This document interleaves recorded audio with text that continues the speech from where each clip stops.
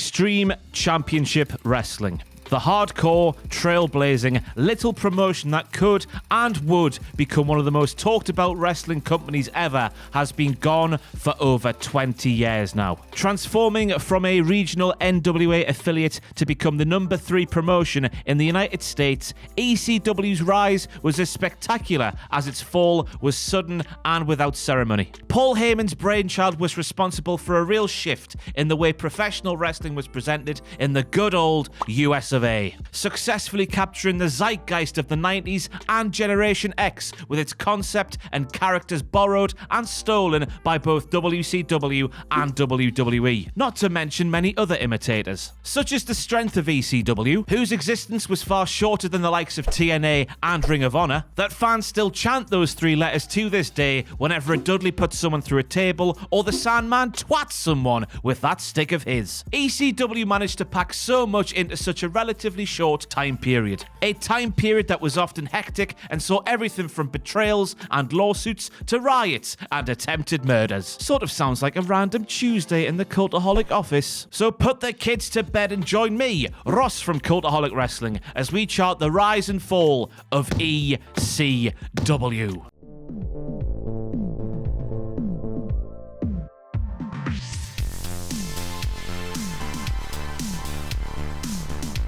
Eastern Championship Wrestling. ECW wasn't always extreme, but rather Eastern Championship Wrestling. Eastern Championship Wrestling was formerly the Tri-State Wrestling Alliance, before Todd Gordon purchased the company from Joel Goodhart and renamed it in 1992. The original ECW was booked by veteran journeyman Hot Stuff Eddie Gilbert, before he and Gordon had a falling out and Todd replaced him with Paul Heyman, who had recently been fired by WCW, where he memorably worked as manager Paul E. Dangerously. Back in those days, Eastern Championship Wrestling aired on a local station in Philadelphia and was made up of a mix of prospective independent talent and former stars with name value, such as Jimmy Snuka, Don Morocco, and Tito Santana. Some of the future stars of ECW were just breaking in and trying to get noticed back then, like Pretty Boy Tommy Dreamer, Surfer Dude the Sandman, and a face-painted savage known as the Tasmaniac. They would all transform into new, more mid-90s friendly characters as the decade wore on, and ECW changed its philosophy and approach, led by an angry Paul Heyman with a huge chip on his shoulder, who wanted to prove to the world exactly what he could do when let loose. First, however, ECW had to buck tradition and forge their own path, something they did in a very memorable and very public fashion.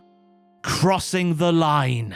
On August the 27th, 1994, the National Wrestling Alliance held a tournament to crown a new NWA World Heavyweight Champion. The title had been vacant for several months, ever since WCW withdrew from the NWA whilst Ric Flair was the reigning champion. Todd Gordon and Paul Heyman wrote to the NWA Board of Directors asking to host the tournament, since their new show had more exposure than any other NWA affiliates. And the show was confirmed for ECW's home in Philadelphia, Pennsylvania, in the most infamous bingo hall in the world, the ECW Arena. Unbeknownst to the NWA board and President Dennis Corluzzo, however, Gordon and Heyman had ulterior motives for hosting and planned to use the show to break away from the NWA, which at that point was a shadow of the organization it had once been, and according to Heyman, represented something that was old school and unhip and at odds with his vision for ECW. So on the night, after Shane Douglas beat Too Cold Scorpio to become the NWA champion, the franchise told the likes of Ric Flair and Harley Race to kiss his arse. He threw the belt on the ground, declared the NWA a dead entity, and proclaimed himself to be the ECW champion, a real world champion. The NWA were incensed, but ECW doubled down 2 nights later on an episode of Hardcore TV, with Todd Gordon reiterating that they were gone from the NWA and they were now not to be known as Eastern Championship Wrestling, but Extreme Championship Wrestling, and that Douglas was their world champion. The already bruised NWA looked battered, and ECW was off to the races. This is extreme. In the aftermath of the NWA title tournament Double Cross, ECW began producing some of its best ever stuff. It is in this era that the group really started to make stars, while simultaneously exposing new wrestling styles to its audience. A fan base that was rabid, dedicated, and would continue to grow over the coming years. For one, Paul Heyman brought in a group of standouts who would be making their names in the Japanese junior heavyweight scene. Dean Malenko, Chris Benoit, and Eddie Guerrero. The three would show that ECW wasn't all frying pans and baseball bats by, actually wrestling. And wrestling very, very well. Heyman also reached out to Mexico and through Conan booked many of AAA's revolutionary luchadors, with the likes of Rey Mysterio, Psychosis, and Juventud Guerrera blowing minds while breaking down size and culture barriers. As far as homegrown stars go, Dreamer became the heroic innovator of violence. Sandman traded in his surfboard for a pack of cigarettes and a case of bud, while the Tasmaniac dropped the Maniac part and evolved into Taz, the UFC-inspired super shooter who would suplex you out of your boots before choking you out. He was a lovely, wholesome guy. Joining them was the death-defying Sabu, the table-breaking Public Enemy, undersized underdog Mikey Whipwreck, feral hillbillies the Dudleys, and a revolving cast of characters like beloved veteran Terry Funk, the high-octane Eliminators, and many more. ECW was also a place where talents could go on their way to or between stints in the so-called big leagues. That's how we got such gems as Steve Austin cutting hilarious promos while taking the piss out of Hulk Hogan and Eric Bischoff, Mick Foley being so repulsed by a fan sign that he became the anti-hardcore legend, Chris Jericho cutting his teeth as a young high-flying babyface, and the Steiner brothers stopping by to throw nerds around like ragdolls. Whenever talent left, or, as Heyman would tell you, were poached by McMahon or Bischoff, which happened often, there was always someone else that could be brought in. Your Lance Storms, your Jerry Lynn's and Rob Van Dams of the world, who all to a certain extent made their names and reputations in the bingo halls. As well as showcasing many different styles and having some great wrestling to go along with the bloody, weapons-filled brawls, ECW also proved that they could tell a story and pay off angles too. The rivalry between Dreamer and Raven, for example, went on for eons, but always had a new twist and turn and never lost the audience's attention. A delicious wrestling properly. Yeah, that's how that word's said. The company went from strength to strength as it ran shows not just from the ECW arena in Philadelphia, but also in other Northeast territories, like New York and Boston, and even heading over to the mecca of deathmatch wrestling, Japan. Things were going so well that ECW announced its first ever pay-per-view event, a monumental occasion that very nearly didn't happen due to one fateful night in Revere, Massachusetts. Mass transit. What should have been a business-as-usual house show turned into a grisly scene that almost sank the entire company. The show was supposed to feature Axl Rotten and Devon Dudley teaming up to take on the gangsters of New Jack and Mustafa Saeed. Rotten couldn't make the show due to a family emergency, however, and Eric Koulas, a local lad who wrestled with a bus driver gimmick, managed to convince Heyman to let him act as a replacement by claiming that he was 21 years old and was trained by the legendary Killer Kowalski. Statements that were backed up by his father. Not only was he not properly trained, Koulas was only 17 at the time. Not truly understanding what he was getting himself into, Koulas explained that he wanted to get colour and bleed in the bout, something New Jack was more than happy to help him accomplish. Towards the end of the match, Jack cut him with a surgical scalpel, but he did so way too deep, severing 2 arteries and leaving Mass Transit lying passed out in a pool of his own blood. Looking akin to something out of a horror movie, what became known as the Mass Transit incident led to some major legal headaches as both New Jack and ECW were sued, while pay-per-view provider Request TV cancelled their plans to broadcast the barely legal pay-per-view. Barely legal. It was only through Heyman pleading, begging, cajoling, threatening, and doing whatever he could to convince Request TV that a similar incident would never happen again that Barely Legal was added back to the schedule. And so, on April the 13th, 1997, ECW presented their first ever pay-per-view. It was a huge gamble by the company, something of a make-or-break moment that showed the world what the company was all about while paying off several storylines. You had Sabu and Taz finally meeting in a match 1 year in the making. Rob Van Dam cutting a shoot promo that started his Mr. Monday Night persona, the Michinoku Pro Boys stealing the show with a blistering 6-man tag, and in the climax of the night, a bloody Terry Funk overcame Stevie Richards and the Sandman before defeating Raven for the ECW title 10 seconds before the show went off the air and the power supply in the building blew up. The pay-per-view was a success, and ECW will produce many more in the coming years as they try to survive a wrestling landscape ruled by WCW and WWE, who, at the time, were in the middle of a war. The Monday Night Wars.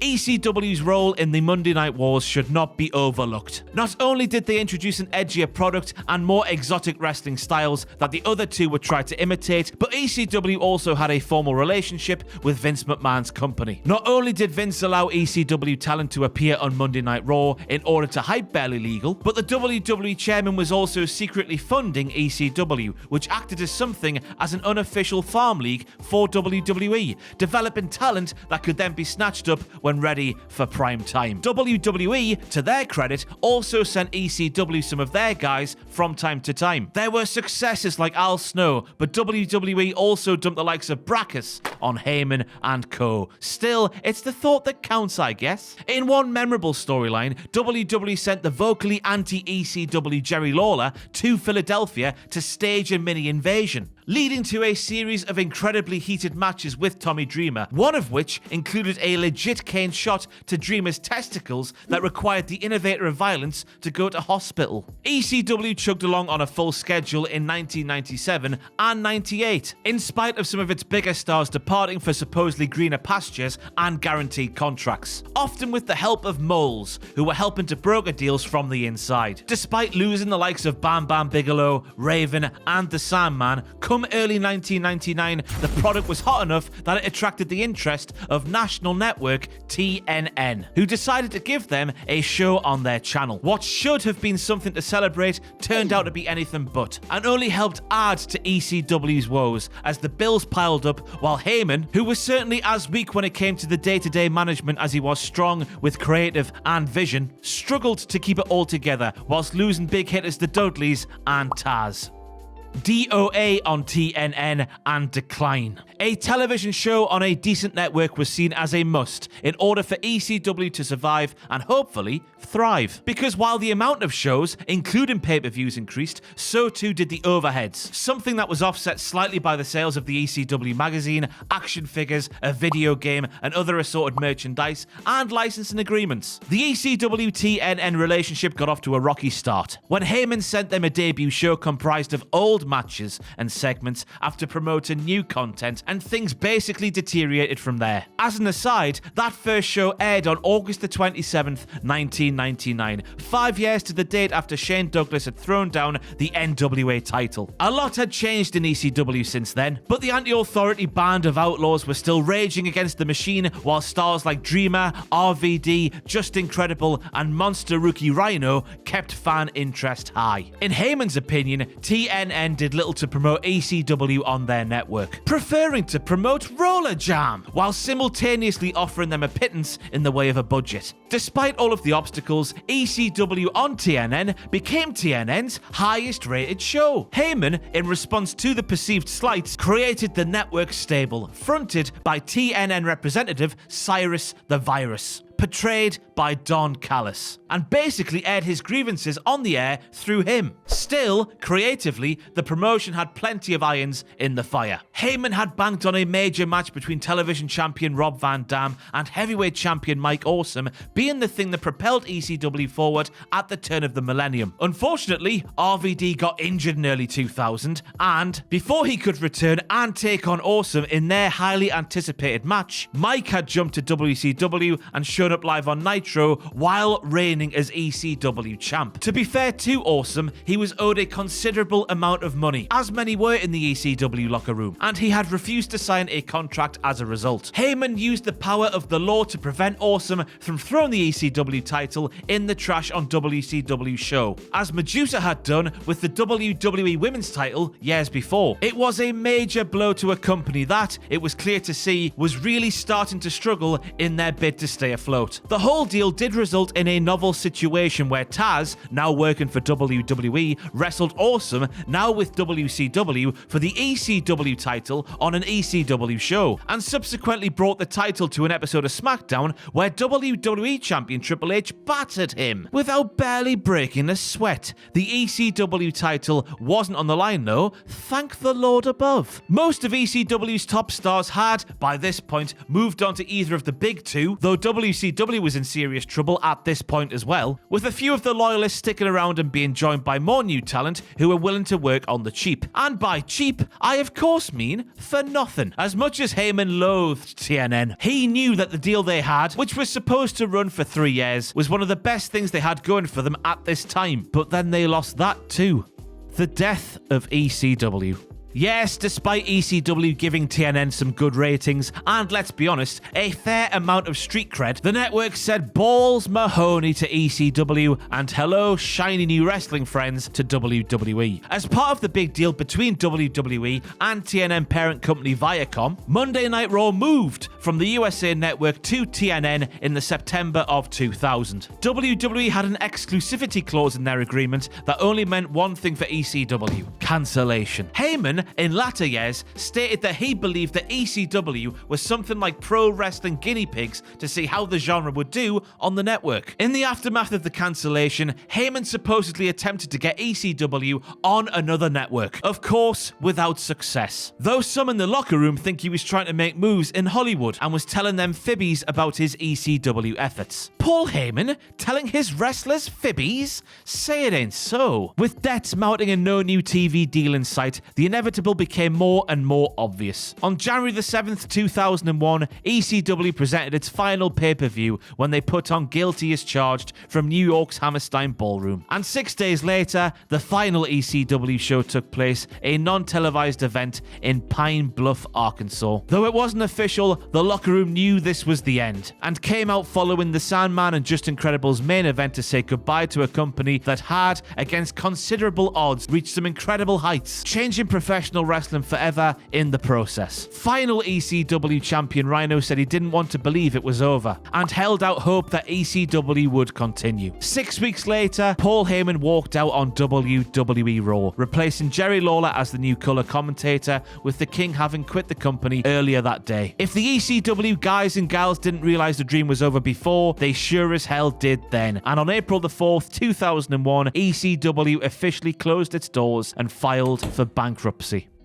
ECW's legacy and impact on the industry. In the wake of bankruptcy, Vince McMahon acquired ECW, with many ECW stars soon signed by WWE, joining a WCW crew and staging an invasion which, while it had its few bright spots, is often cited as one of the biggest disappointments in wrestling history. After WWE succeeded against the Alliance, of course they did, the remaining ECW wrestlers either became integrated into the WWE roster proper, or went to work for the independents and internationally, or simply left the business for real jobs. In late 2004, WWE produced a Rise and Fall of ECW documentary, and it quickly became one of their biggest selling DVDs ever. Realizing that there was still clearly a strong market for ECW content, Vince McMahon decided to put on an ECW reunion pay-per-view after listening to a pitch from ECW flag waver Rob Van Dam. 2005's ECW One Night Stand was a joyous occasion which demonstrated the best part of ECW, with many epic matches and moments happening in front of a red-hot Hammerstein Ballroom. You had a legendary Mike Awesome versus Masato Tanaka bout, a fire and blood-soaked Dudleys versus Dreamer and Sandman main event, and Paul Heyman taking the mic and shooting square in the face of Eric Bischoff. The more than healthy buy rate and money generated from that event was more music to McMahon's ears, as he decided to go whole hog and relaunch ECW as a third brand in the summer of 2006, following a second One Night Stand pay-per-view that culminated with Rob Van Dam toppling John Cena to become WWE and ECW champion. Obviously, we all know how that reboot turned out. I'll tell you, it was wank. But the ECW spirit remained strong for years after, with many reunion shows taking place and ECW legends turning up here,